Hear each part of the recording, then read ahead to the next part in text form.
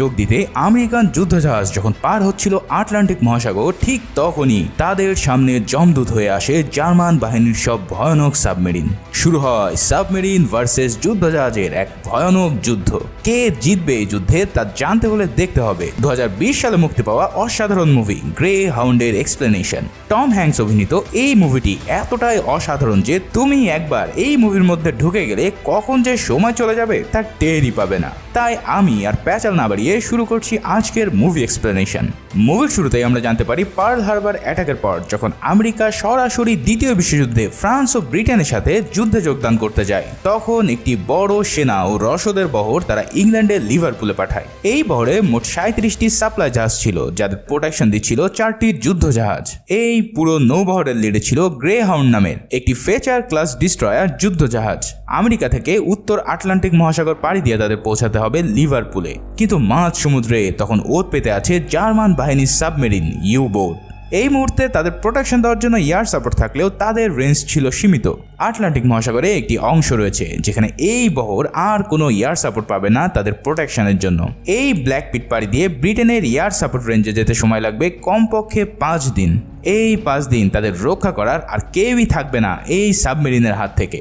আর মুভিও এখান থেকেই শুরু হয় সে ব্ল্যাক পিটে প্রবেশ করার পর। এই যুদ্ধজাহাজ গ্রে হাউন্ডের ক্যাপ্টেনের নাম আর্নেস্ট ক্রাউস।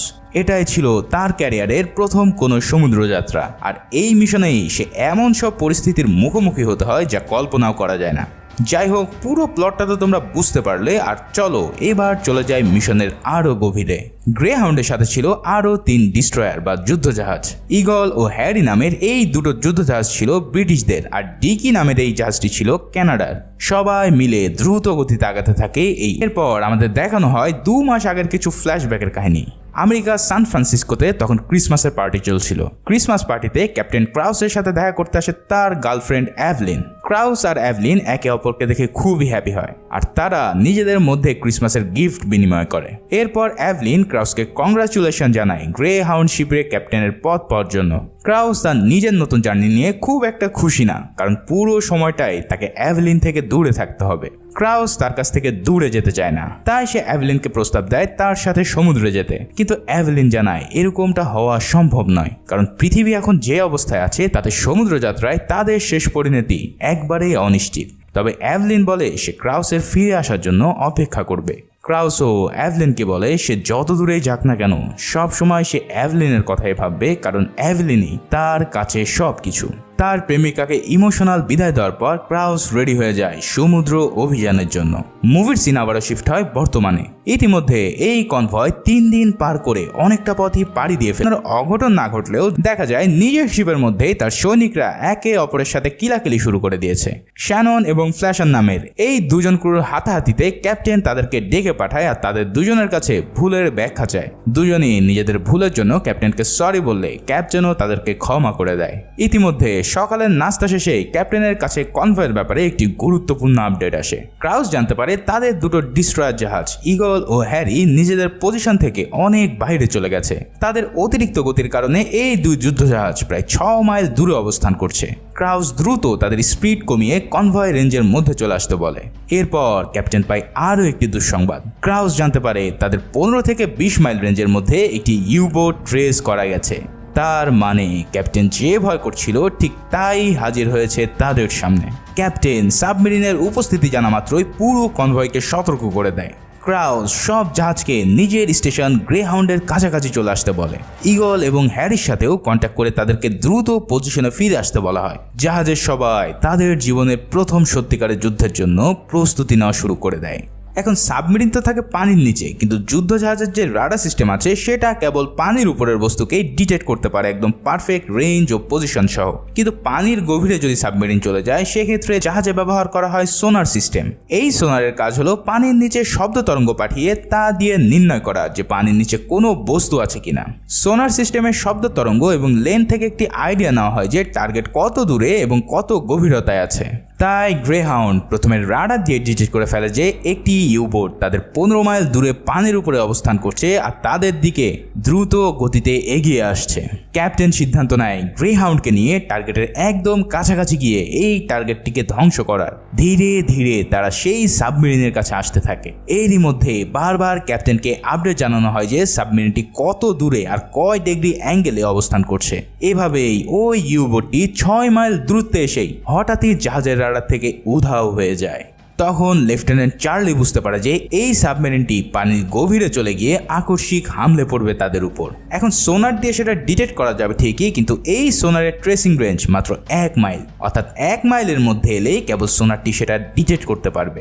কিন্তু তার জন্য তো আর বসে থাকলে চলবে না।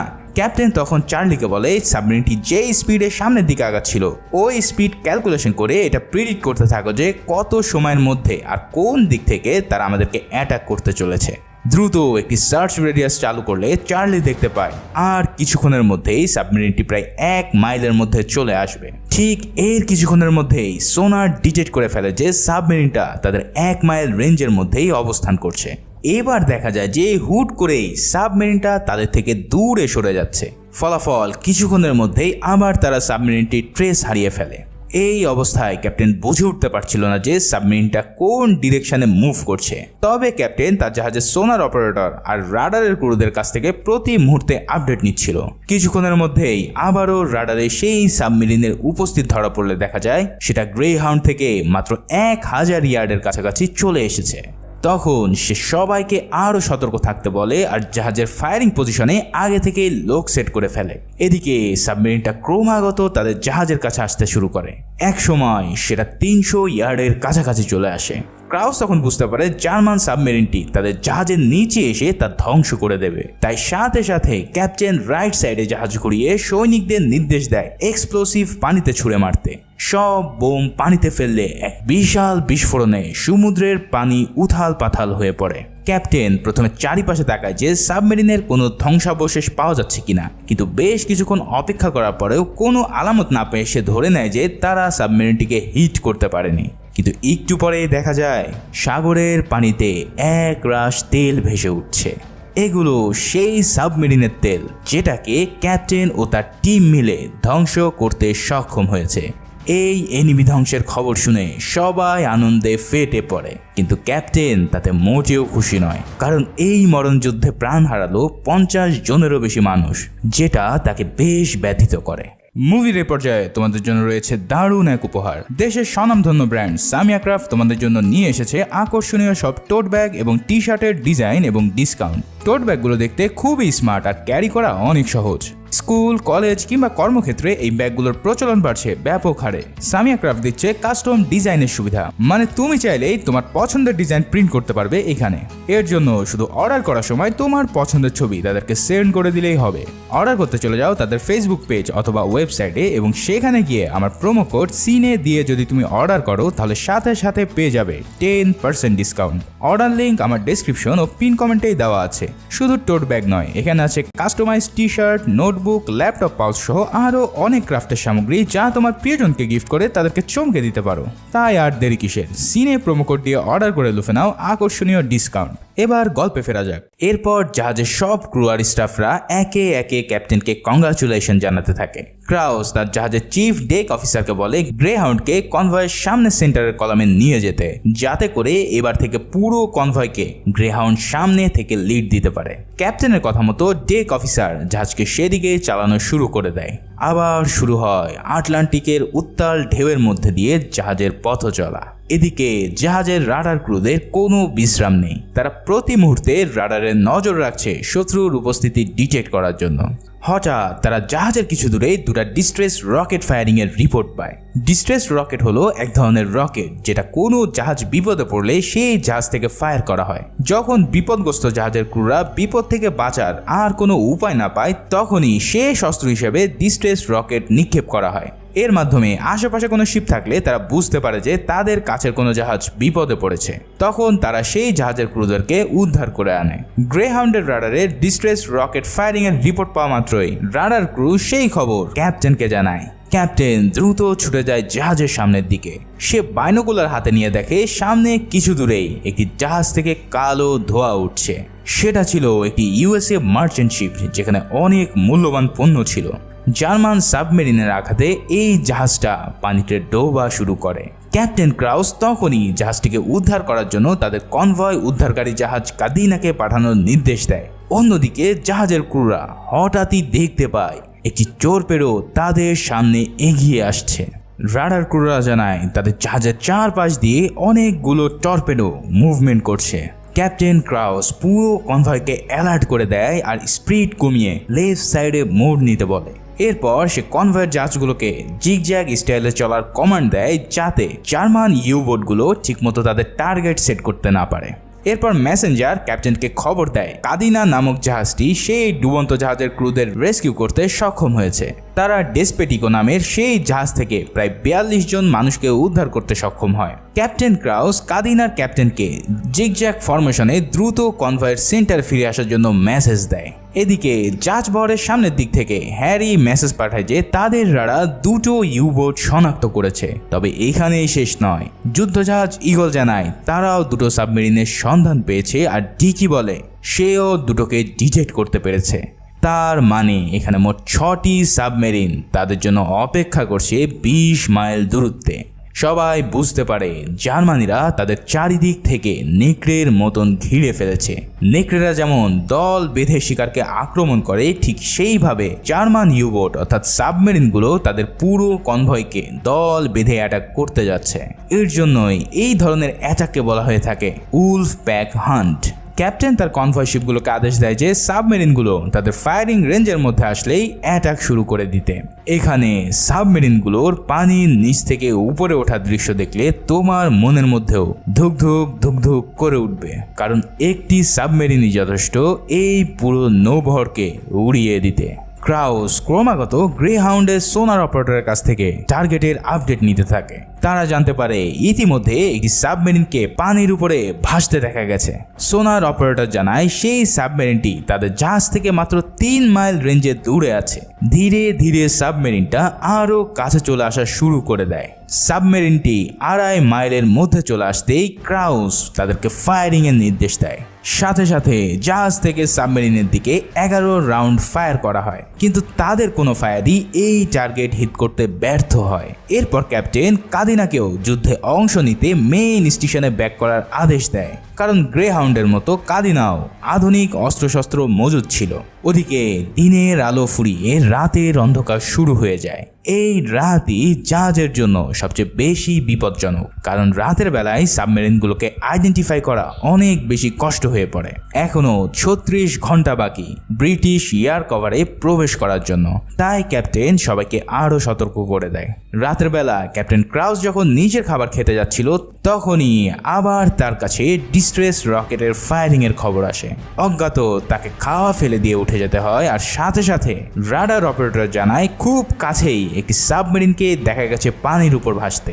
এটা দেখে ক্যাপ্টেন দ্রুত ফায়ারিং এর নির্দেশ দিলে সবাই মিলে ব্যাপক ফায়ারিং করতে থাকে। কিন্তু তাদের নৌবহরের একটি মার্চেন্ট শিপ হুট করেই তাদের প্যাসেজের মধ্যে ঢুকে পড়ে, আর এটা দেখে ক্যাপ্টেন দ্রুত জাহাজকে বায়ে বাঁক নিতে বলে যাতে দুজনের মধ্যে সংঘর্ষ না হয়। সেই শিপটা তাদের জাহাজের গা ছুঁয়ে অল্পের জন্য বেরিয়ে গেলে সবাই হাফ ছেড়ে বাঁচে, কিন্তু তার পর মুহূর্তে দূরে আরেকটি জাহাজের বিস্ফোরণ হতে দেখে।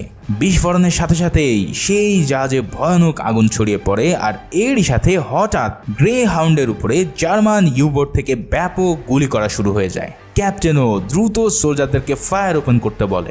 জাহাজ থেকে আবারও সাবমেরিনের উপরে ব্যাপক ফায়ারিং শুরু হয়ে যায়। এদিকে যে জাহাজটায় আগুন লেগে গিয়েছে সেটা ছিল একটি অয়েল ট্যাঙ্কার, তাই খুব দ্রুত সেটা প্রচণ্ড বেগে বিস্ফোরিত হতে পারে। এর জন্য ক্যাপ্টেন জাহাজগুলোকে নির্দিষ্ট দূরত্ব বজায় রেখে সাবধানে চলার অর্ডার দেয়। জাহাজের রাডার ক্রু আবারও ক্যাপ্টেন ক্রাউসকে জানায় জার্মান সেই সাবমেরিনটি পানির নিচে চলে যাচ্ছে।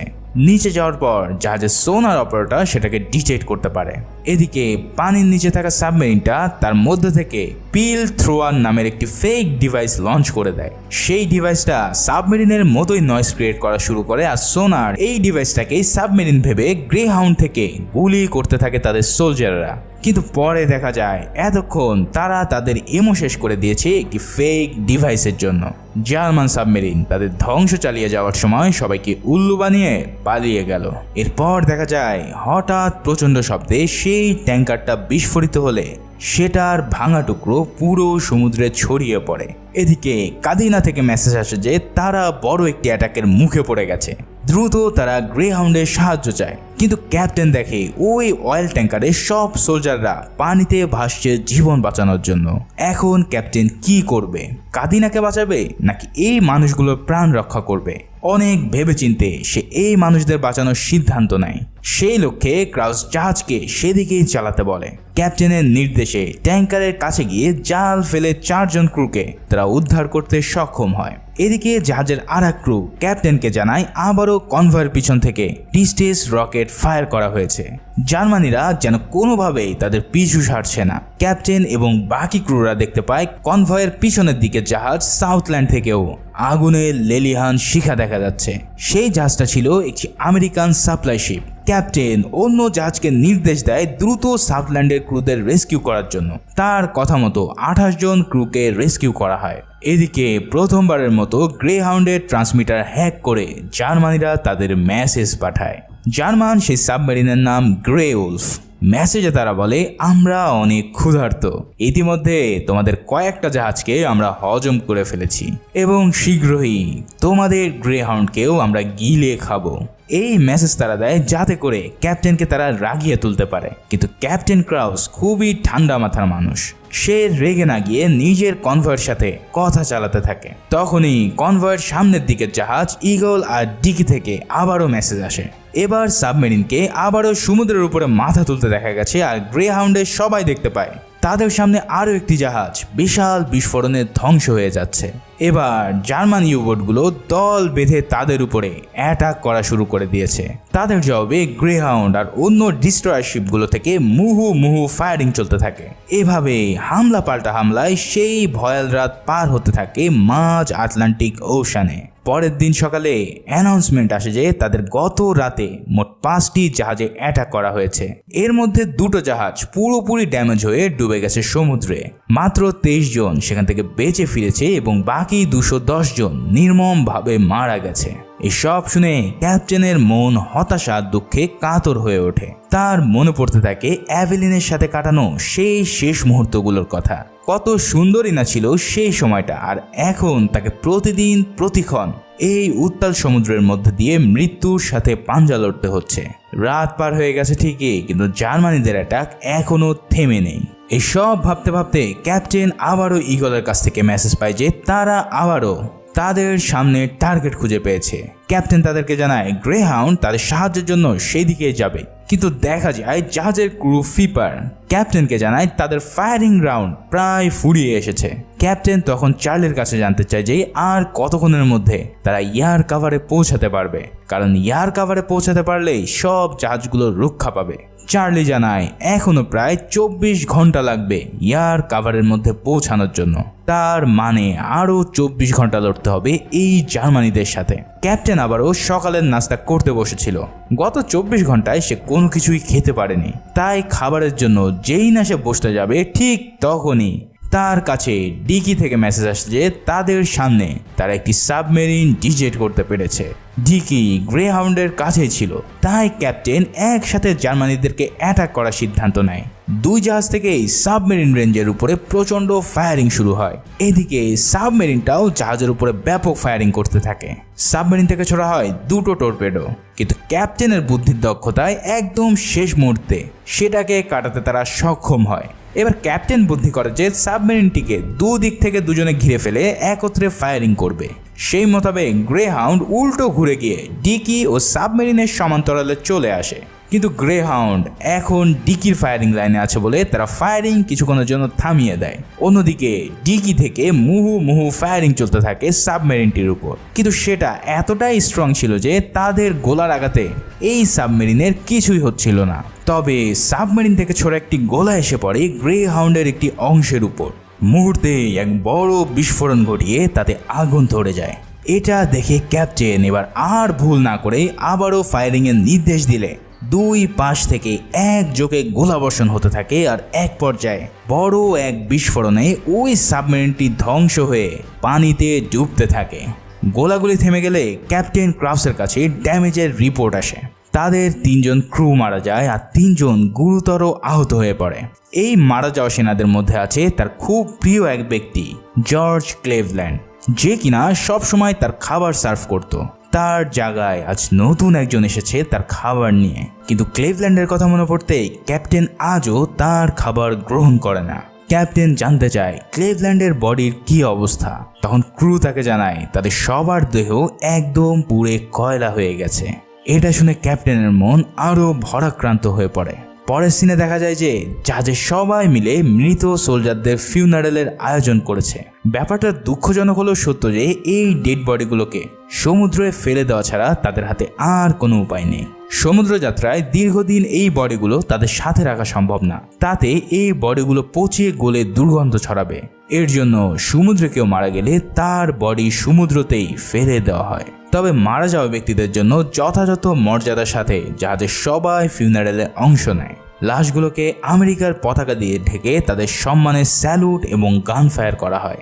এরপর যথারীতি বডিগুলোকে সমুদ্রে ফেলে দেওয়া হয়।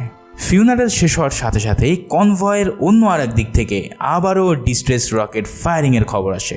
ক্যাপ্টেন জাহাজ থেকে দেখতে পায় দূরে থাকা ঈগলে আগুন জ্বলছে আর সেটা থেকে তীব্র কালো ধোঁয়া বের হচ্ছে।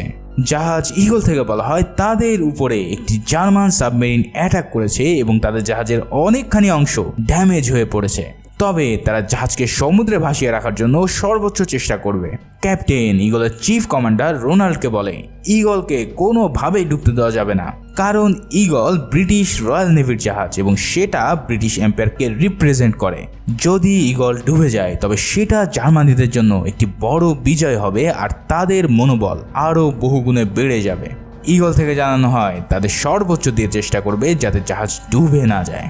সেদিনকার মতো দিনের বেলায় তাদের আর কোনো অ্যাটাক ফেস করতে হয় না। জার্মান সাবমেরিনগুলো খুবই সুযোগ সন্ধানী আর তারা সবসময় রাতের বেলাতেই বেশি হামলা করে থাকে। তাই রাত হওয়ার সাথে সাথেই জাহাজের সবার চোখে মুখে চিন্তার ভাঁজ দেখা যায়। ডেকের বাইরে এসে ক্রাউস বাইনোকুলার দিয়ে দেখতে পায় সামনে কিছু দূরে ঈগল প্রায় ডুবন্ত অবস্থায়। সাথে সাথেই ঈগল থেকে আবারও মেসেজ আসে। ঈগলের কমান্ডার তার কাছে জাহাজ ছেড়ে যাওয়ার জন্য অনুমতি চায়। যে পরিমাণ ড্যামেজ হয়েছে তাতে ঈগলকে আর কোনোভাবেই বাঁচানো গেল না। তাই ক্যাপ্টেনও তাদের জাহাজকে ছেড়ে দেওয়ার জন্য অনুমতি দিয়ে দেয়। অনুমতি দিয়ে ক্রাউস হতাশ হয়ে পড়ে, কারণ ঈগল ডুবে যাওয়ার ব্যাপারটা পুরো কনভয়ের জন্য একটি বিশাল বড় আঘাত। কিন্তু তাদের সামনে এখনো আরো অনেক বড় বড় বিপদ অপেক্ষা করছে। অন্য জাহাজগুলোকে এখন যেভাবেই হোক জার্মান অ্যাটাকের হাত থেকে বাঁচাতে হবে। ক্যাপ্টেন তার জাহাজের এক্সিকিউটিভ অফিসার চার্লিকে ডেকে পাঠায়। ক্যাপ্টেন চার্লিকে বলে তারা ঈগলকে হারিয়েছে আর হ্যারি, ডিকি এবং গ্রে হাউন্ডের নিজেরও জ্বালানি স্বল্পতায় ভুগছে, তাই তাদের এখন ইমিডিয়েট এয়ার সাপোর্ট দরকার। ক্যাপ্টেন ডিসিশন নেয় তারা রেডিও সাইলেন্স ব্রেক করে অ্যাডমিরালটির কাছে সাহায্যের আবেদন জানাবে। কিন্তু চার্লি বলে এই কাজটা অনেক রিস্কি, কারণ জার্মান সাবমেরিন তাদের পাঠানো রেডিও সিগন্যালকে ডিটেক্ট করে তাদের পজিশন জেনে যেতে পারে। সাবমেরিনে রেডিও মেসেজ ডিটেক্ট করার ক্ষমতা থাকে, যার কারণে তারা জেনে যেতে পারে যে গ্রে হাউন্ডের পুরো কনভয় বিপদে পড়ে আছে। এর ফলে তারা অ্যাটাক করতে আরও বেশি উৎসাহ পাবে। কিন্তু ক্যাপ্টেন বলে তার হাতে আর কোনো উপায় নেই, রিস্ক হলেও তাদেরকে এই কাজ এখন করতেই হবে। তাই সে ডিসিশন নেয় যে মেসেজটা হবে খুবই শর্ট, শুধুমাত্র একটি শব্দে। তারা শুধুমাত্র হেল্প লিখে মেসেজ পাঠাবে। এতটুকুই অ্যাডমিরালটিকে সতর্ক করে দেওয়ার জন্য যথেষ্ট। আর জার্মানিরাও এত ছোট সিগন্যাল হয়তো পিক করতে পারবে না। অ্যাডমিরালটিকে মেসেজ পাঠানোর পর ক্যাপ্টেন ক্রাউস সেখান থেকে ফিরতি মেসেজ পায় সেই মেসেজটা কোড ল্যাঙ্গুয়েজে লেখা ছিল। ক্যাপ্টেন সেই মেসেজটি ডিকোড করে এবং বুঝতে পারে তাদের সাহায্যের জন্য দ্রুত এয়ারক্রাফট এবং রিইনফোর্সমেন্ট পাঠানো হবে, যেটা তাদের জন্য অনেক আশার বিষয়। কেননা রিইনফোর্সমেন্ট ছাড়া এই মুহূর্তে তারা জার্মানিদের মোকাবেলা করতে পারবে না। জার্মানি সাবমেরিনগুলো আবারও গ্রেহাউন্ডে উস্কানিমূলক মেসেজ পাঠানো শুরু করে। মেসেজে তারা বলে তাদের পক্ষে আমেরিকান শিপগুলোকে খুঁজে বের করা কোনোই কঠিন কাজ না, তারা সহজেই তাদেরকে উড়িয়ে দেবে আর পানিতে ডুবে যাওয়া কান্নার শব্দ মন প্রাণ দিয়ে উপভোগ করবে। এছাড়াও মেসেজ শেষে তারা একটি নেকড়ের ডাক দেয়, যা শুনলে যে কারোর রক্তই হিম হতে বাধ্য। কিন্তু ক্যাপ্টেন ক্রাউস তাদের কথায় কান না দিয়ে তার সহকারীদের নিয়ে এয়ার ফোর্সের সাথে মিলিত হওয়ার প্ল্যান করতে থাকে। এয়ার কভারে যেতে এখনো প্রায় 3 ঘন্টা লাগবে। এদিকে ক্যাপ্টেন তার স্লিপার পাল্টাচ্ছে অনেক দিন পর। এই টানা যুদ্ধে তিনি পায়ের জুতো পাল্টানো পর্যন্ত সময় পাননি। তখন তার কাছে আবারও কমব্যাট রিপোর্ট আসে। তারা জানায় তাদের কাছাকাছি আরও 2টো জার্মান সাবমেরিন এখন অবস্থান করছে। ক্যাপ্টেন সেগুলোকে অ্যাটাক করতে আর নিজের শিপকে বাঁচানোর জন্য জাহাজকে সেই দিকে চলে যেতে বলে। ডিকি থেকে গ্রেহাউন্ডকে অ্যাসিস্ট করার জন্য পারমিশন চাওয়া হয়, কিন্তু ক্যাপ্টেন ক্রাউস তাদেরকে নিজের জায়গায় থাকতে বলে। প্ল্যান হয় এবার 2টো টার্গেটকে গ্রেহাউন্ড একাই মোকাবেলা করবে, কারণ ক্যাপ্টেন তার কনভয়ের আর কোনো জাহাজের ক্ষতি হতে দিতে চায় না। জার্মানি সাবমেরিন থেকে আবারও গ্রেহাউন্ডকে গুড মর্নিং জানিয়ে হুমকি দেওয়া হয়। সেই হুমকিতে বলা হয় গ্রেহাউন্ডের সবাই আজকেই মারা পড়বে, তাদেরকে বাঁচানোর আজ আর কেউই থাকবে না। এই সব কথা শুনে ক্যাপ্টেন ক্রাউস রাগে দুঃখে তার কফির কাপ ফেলে ভেঙে ফেলে। এরপর বাইরে বেরিয়ে এসে দেখতে পায় তাদের জাহাজের 1 মাইল দূরেই সাবমেরিন পানির উপরে ভেসে চলছে। সে দ্রুত জাহাজের ফায়ারিং বিম ওপেন করতে বলে আর ওপেন করার সাথে সাথেই দূরে থাকা সাবমেরিনের উপরে তীব্র ফায়ারিং শুরু হয় গ্রেহাউন্ড থেকে। জাহাজের রাডার অপারেটররা ক্যাপ্টেনকে টার্গেটের কন্টিনিউয়াস আপডেট দিতে থাকে। গ্রেহাউন্ডের একজন দেখতে পায় যে তাদের দিকে একটি বড় টর্পেডো ছুটে আসছে। এটা দেখে ক্যাপ্টেন ডান দিকে জাহাজ ঘোরাতে বলে, কিন্তু ডানে গিয়ে দেখা যায় সামনে থেকে আরও একটি টর্পেডো ধেয়ে আসছে তীব্র গতিতে। পরিস্থিতি এমন হয়ে যায় যে যেদিকেই যাক না কেন একটি না একটি টর্পেডো তাদের আজ আঘাত করতে চলেছে। ক্যাপ্টেন বুদ্ধি করে আবারও তার জাহাজকে বাম দিকে ঘুরিয়ে প্রথম টর্পেডোকে কাটাতে সক্ষম হয়। তবে এখনও বাকি আছে একটি টর্পেডো যা সরাসরি তাদের সামনে দিয়ে ধেয়ে আসছে। ক্যাপ্টেন এবার নেয় এক ভয়ানক রিস্ক। সে বলে টর্পেডো যে দিক থেকে আসছে সেই দিকেই সোজা যেতে এবং তার কাছাকাছি আসলে জাহাজকে ডান দিকে ঘোরাতে। তার কথা মতো টর্পেডো একদম কাছের দিকে আসলে আকস্মিক মোড় নেওয়ার জন্য টর্পেডোটি একদম ক্লোজ রেঞ্জে এসে তার জাহাজের নিচের অংশে বাড়ি খেলেও অ্যাঙ্গেল ভালো না হওয়ার কারণে তা স্লিপ করে বের হয়ে যায়। আর এই মারাত্মক বুদ্ধির জোরে সেই যাত্রায় গ্রেহাউন্ড মরতে মরতে বেঁচে যায় বিস্ফোরণের হাত থেকে। এবার ক্যাপ্টেন নির্দেশ দেয় উড়াধুরা ফায়ারিংয়ের, কারণ যেভাবেই হোক এই সাবমেরিনকে ধ্বংস করতেই হবে। সবাই মিলে জিগজ্যাগ করে ফায়ারিং চালানো শুরু করলে কিছুক্ষণের মধ্যেই একটি বড় গোলা আঘাত করে বসে সেই সাবমেরিনের মেইন ডেকে আর একটি বিশাল বিস্ফোরণ ঘটিয়ে পানিতেই ধ্বংস হয়ে যায়। তখন হঠাৎ জাহাজের উপর থেকে একজন চেঁচিয়ে ওঠে যে তাদের সামনেই আরও একটি জার্মান সাবমেরিন দ্রুত গতিতে এগিয়ে আসছে। ক্যাপ্টেন এবার নির্দেশ দেয় কন্টিনিউস যেন ফায়ারিং হতে থাকে এই সাবমেরিনের উপর। ক্যাপ্টেনের নির্দেশে সেটার উপরে কন্টিনিউয়াসলি ফায়ার করতে থাকে জাহাজের সৈনিকরা। অন্যদিকে জাহাজের সিগন্যাল ব্রিজের ক্রু জানায় তারা এয়ার কাভারের মধ্যে চলে এসেছে এবং একটি এয়ারক্রাফট এই সাবমেরিনকে অ্যাটাকের পারমিশন চাইছে। ক্যাপ্টেন তাদেরকে ফায়ারিং পারমিশন দিলে এই এয়ারক্রাফট থেকে ফেলা হয় মারাত্মক কিছু ক্যান্ড বোম। সেগুলো গিয়ে ঠিক আছড়ে পড়ে নিচে থাকা সাবমেরিনের উপর, আর এর ফলে তীব্র এক এক্সপ্লোশনে ওই জার্মান ইউবোটটি মুহূর্তের মধ্যেই ধ্বংস হয়ে যায়। এই ধ্বংসলীলা দেখে জাহাজের সবাই আনন্দে চিৎকার করে ওঠে। অবশেষে তারা আরও একটি সাবমেরিনকে ধ্বংস করে দিতে সক্ষম হলো। ক্যাপ্টেনের চোখে মুখেও একটি শান্তির ছাপ ফিরে আসে। ক্যাপ্টেন ক্রাউস তার পুরো কনভয়ের কাছে মেসেজ পাঠায় যে তাদের আশেপাশে আর কোনো সাবমেরিনের কোনো কন্ট্যাক্ট রিপোর্ট নেই। তারা মোট 4টি শক্তিশালী সাবমেরিনকে ডুবিয়ে দিয়েছে এই অতল সমুদ্রে। সেই সাথে তারা এখন সম্পূর্ণ এয়ার কাভারে আছে, তাই তাদের এখন আর কোনো দুশ্চিন্তা নেই। ক্যাপ্টেন ক্রাউসের সাথে এবার কমিউনিকেট করে 8 মাইল দূরে থাকা ব্রিটিশ ডিস্ট্রয়ার জাহাজ HMS ডায়মন্ড থেকে। সেখান থেকে ব্রিটিশ নেভির একজন উচ্চপদস্থ অফিসার ক্যাপ্টেনের সাথে কথা বলেন। তিনি ক্যাপ্টেনকে অভিনন্দন জানায় এই যুদ্ধের জন্য। আর যখন তিনি জানতে পারে এটাই ছিল ক্যাপ্টেনের প্রথম কোনো মিশন, তখন সে প্রচুর অবাক হয়ে যায়। তিনি ক্যাপ্টেনকে বলেন হ্যারি আর ডিকিকে নিয়ে ইংল্যান্ডের লিভারপুলের দিকে ফিরে যেতে। ক্যাপ্টেন ক্রাউস তার কনভয়ের সাথেই থাকতে চায়, কিন্তু ব্রিটিশ অফিসার তাকে জানায় হ্যারি আর ডিকি যে পরিমাণ ড্যামেজ হয়েছে তাতে তারা এখন আর কনভয়ের সাথে থাকা উপযুক্ত না। তাই এখন ক্যাপ্টেন ক্রাউসের দায়িত্ব তাদের ফিরিয়ে নিয়ে যাওয়া, আর ফেরার সময় গ্রেহাউন্ড তাদেরকে কাভার দেবে। এরপর ক্যাপ্টেন জাহাজের বাইরের দিক থেকে এসে দেখে যে তাদের পাশ দিয়ে যাওয়া জাহাজের ক্রুগুলো মুক্তির আনন্দে উল্লাস করছে। এতদিনের ভয়ানক সমুদ্র যাত্রা আর প্রতি পথে মৃত্যুর সাথে লড়াই করার পর এই মুক্তি পাওয়াটা সবার জন্যই অনেক বেশি আনন্দের। ক্যাপ্টেনের মনও তাই আনন্দে অনেক ভরে ওঠে। আর এরই মধ্যে দিয়ে মুভিটিও এখানে শেষ হয়ে যায়। এই মুভিটি যদি তোমরা এবার মন দিয়ে একবার দেখে ফেলো তাহলে বুঝতে পারবে একজন নেভি ক্যাপ্টেন কত বড় ভূমিকা পালন করে। তাদের